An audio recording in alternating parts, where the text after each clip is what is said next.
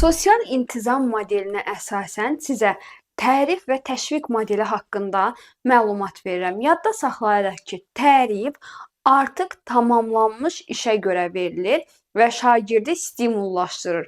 Eyni zamanda eqoizmi yüksəldir. Məsələn, desəm ki, mükəmməl iş gördün, sənin oxu bacarığın əladır. Burada gördüyünüz tərif nümunələridir. Təbii ki, digər şagirdlərin qarşısında şagird daha eqoist davrana bilər və yekunlaşan fəaliyyətə görə verilir. Mükəmməl iş görmüsən, oxu bacarığın əladır. Yəni artıq proses yekunlaşıb. İkinci təşviq modelidir. Yadda saxlayırıq ki, təşviq modeli daha çox tamamlanmayan işə görə və şagirdi bir növ ön motivasiya etmək naminə verilir. Gəlin nümunələrə baxaq. Çox çalışdığın görünür. Yəni şagirdi gələcəyə stimullaşdırmaya doğru verilən rəy kimidir, təşviq etmək kimidir. İkinci, yaxşı gedirsən, belə davam et. Qısa desəm, tərif tamamlanmış işə görə verilən bir rəydir.